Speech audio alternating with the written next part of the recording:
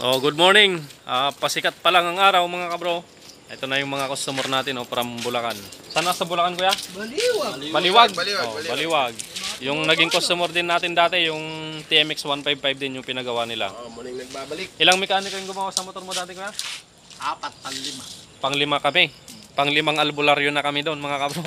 Tapos ito naman 155. Ganon din. Okay, ang sagit naman nito is may tulo. Ayun may tulo dito sa ilalim. May tagas. Tapos yung mga lost thread, ipapaayos natin yung mga lost thread. Tapos yung under niya sinisinok. Tapos papalitan siguro natin yung karburador. Kuya, may karburador ka dyan? Ayan. So titignan natin mamaya. Bababa na rin natin tong makina ni kuya. Narinig nyo naman yung under niya. Kapag nakachoke, mataas yung minor. Pag binaba mo, dahan-dahan bumababa yung minor, tapos mamamatay na. Yan yung problema ng motor ni kuya. Tapos malakas sumipa. Pag sinisipa tong kick niya, talagang sisirain niya yung tsinelas mo. Kagaya nito. Oh. Wala na. Tippingan na. Yan. Hintayin lang natin si Brother Lito, Brother Joby, at si Kagawad siyempre. Yan. Iyon nakatali na mga kabro. Tayong-tayo na tong motor nila boss. Wala kasing center stand to mga kabro. Ayan dahil hindi natin may center stand, niremedyohan nila boss. Tinali sa bubong, kabilaan. Ayan yung kinalabasan mga kabro. Nakabigti. Okay, so walang center stand kasi mga bro. Yan. Okay, so ito nga makina ni kuya mga kabro. Yung mga thread nito is puro lost thread na. Tapos may oversize pa. So ngayon ang gagawin natin dito mga bro sa mga lost thread is ipapa-thread natin ulit ng standard. Yung standard na thread, yung pino ang thread. Okay? So ngayon yung tagas, ayusin din natin yan. Titignan natin kung saan tumatagas. Okay, nabaklas na mga kabro. Yan na po. Okay, ang gagawin natin dito, yung mga lost thread, papaayos natin.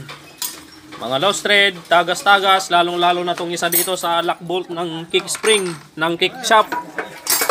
Itong lock bolt ng kick shaft, ito yung thread dito. Yan. Lost thread to mga kabro. Nasaan na yung lock bolt niya? Ito.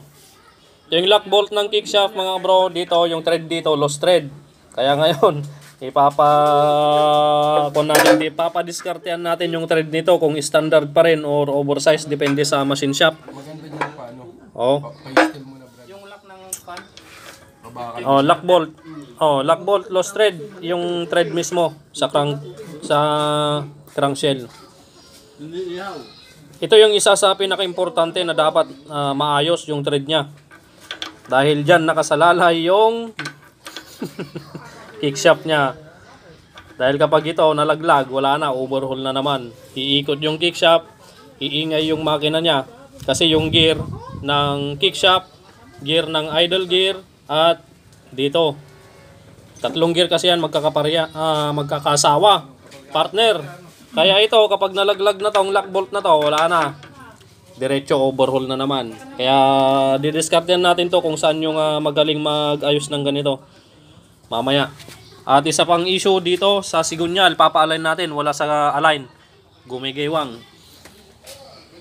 Tapos Brad, ano pa yung isang issue dyan sa damper niya? Yung naglagay kasi, hindi niya inayos pagkakalagay nito. Yan. Yan.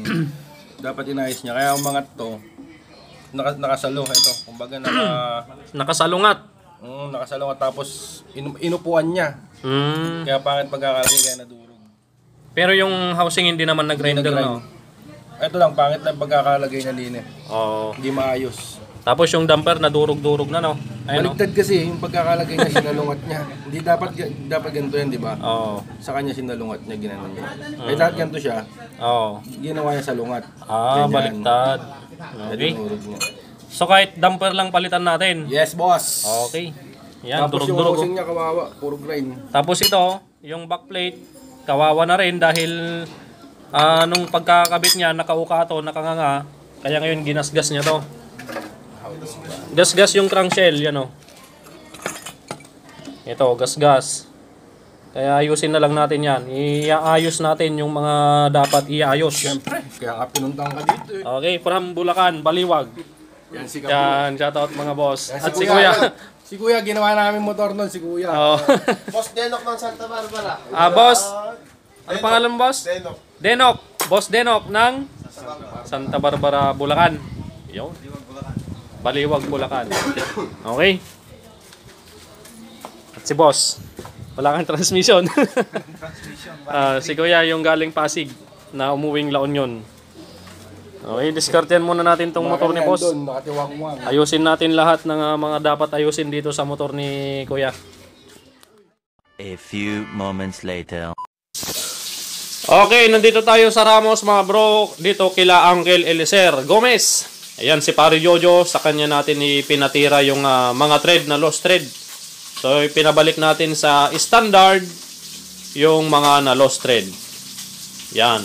Sinesepat-sepat muna niyang mabuti para sigurado. Yan. So bali yung mga lost thread dito sa may bandang magneto cover. 4 yung mga pina-standard thread natin dito. Yan, 4 sa may magneto cover. Tapos isa pa dito sa kanyang thread sa may stator. Ito ay standard na tornilyo ng G's. Okay, so yan na siya. Goods na. Yan. Tapos sinusunod pa niya mga kabro yung yung dalawang thread din sa cylinder head dahil lost thread din sa may takip ng cylinder head. Ito naman yung sa may stator. Yan. So goods na itong mga to, standard na mga bro yung thread. At ang isusunod natin dito is yung crankshell, yung thread ng lock bolt, yung stopper ng kickshop. Ipapa-machine shock din natin yun. Yun o. Hintayin lang natin mga bro yung pinamachine shop natin na crankshell. Nababalikan daw natin ng alas 2 or alas 3. Buuin muna natin yung motor ni Kuya. Isunod natin yung motor niyang buuin. At shoutout kay Kuya from Bayambang, Pangasinan din. Ato yung motor niya, ito TMX 155 na asero. Ang problema naman nitong motor ni Kuya, tagas doon sa may bandang block. Tapos papacheck na rin niya yung block kung may tama o wala. At nagbabawas daw ng langis. Ayan si Brother Joby kaya na nagpapalit ng placer. So dito muna tayo sa motor ni Kuya. Simbolin muna natin yung isang makina. To pinapalitan natin to ng bagong connecting rod, bagong side bearing. Yan, bagong connecting rod, bagong side bearing. Dahil wala tayong mahanap na transmission, first gear dahil masyadong mahal, pati yung third gear, yan muna ang gagamitin daw natin, sabi ni Kuya. Yan. Okay. Update mga kabro. One eternity later. Okay mga kabro, gumagabi na. At tapos na natin buuin yung isang makina from La Union. Shoutout kay Bon, hindi pa naligo. Okay, so kakabit na lang mga bro yung mga tornilyo sa chassis. Tapos lagay yung dapat ilagay, papanda rin na natin yan. Kay Kuya, ayun o, nakatayo. Kanina pa inaantok yan. Isinindi na rin natin yung araw doon para may ilaw na rin tayo. Si Kuya kanina pa na inaantok to. Kaya pa. Kaya pa, uwi pa sila mga kabro sa Bulacan. At susunod na natin tong kanilang makina. Napa-align na natin tong sikunyal. Tapos dito sa sinasabi ko kanina, yung lost thread sa may stud bolt is napa-kuan na rin natin to. Napa-thread natin. Tapos napalitan na rin nila ng tornilyo, ibang tornilyo na to. Tong nilagay nila. Bale open range na 14. Yung gamit dito, yung tools na gagamitin. Tapos dito itinurno na lang nila, ginaya nila dati yung kuan, yung dating bolt niya. Yan, ito yung dating bolt mga kabro. Okay, so yan, magkasingaba din naman. You know. So iba lang yung ulo. Dati 17, ngayon 14 na. So banlawan natin, medyo may pinagkuanan dito. Yan, banlawan natin ng konti bago natin nasimbolin. Tapos pakita na lang namin sa inyo mamaya. Tapos ayusin pa natin yung andar nito. Dahil pangit yung andar niya. Namamatay, naninipa, masungit, sabi ni Kuya. Nasaan na yung mayari? Masungit daw yung motor niya kaya ayaw gamitin ng mga humihiram dahil naninipa nga daw. So ayan, assemble na natin para matapos na rin. Yun o, tapos na yung isang motor mga kabro. Ayan, pinalitan nila ng kwanto. Piston ring, valve seal, knuckle bearing, mga placer. Battery. Road test na lang ni brother dito. Yun o, napaka-smooth pa rin o. Dito naman tayo mga bro, tapos na natin yung isang makina.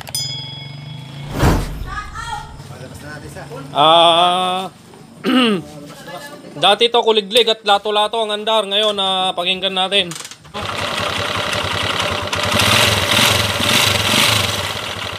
Halo-halo na to. Grabe. Tama na.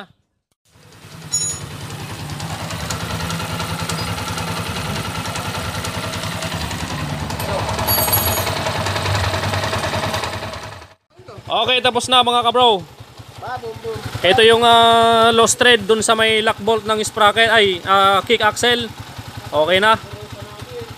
Hindi na rin siya namamatay ng kusa, tapos hindi na rin siya naninipa. Dati masungit daw, ngayon maamo na, sabi ni kuya. From Baliwag, Bulacan. Tapos na rin yun mga kabro. From galing pa ng Pasig. Tapos yung isa pa from Bayambang, Pangasinan. Yan, from Bayambang, Pangasinan. Okay na rin to mga kabro. Panda rin natin. Kain muna tayo. Yun o, smooth pa rin ang makina niya mga kabro. Patayin na natin. At kakain na po tayo mga kabro. Ano? Palaban brother? Palaban, bukas may lakad ako. Si brother Joke na palaban din. Bukas na naman, may rider pa bukas. Taka 155 na naman. Okay. Dito na po natin tatapusin yung vlog natin. Hanggang sa susunod mga kabro. Tapos na po yung mga ginawa natin ngayong gabi. Puro TMX. So yun mga kabro, tapos na mga kabro yung mga ginawa natin. Maraming salamat sa patuloy na pagsubaybay. At ngayon, kakain muna kami mga kabro bago umuwi ang ating mga customer from Baliwag, Bulacan, from Bayambang, Pangasinan, at from Pasig, Manila. Yan, maraming salamat hanggang sa susunod. Pagpalain po kayo ng Panginoon.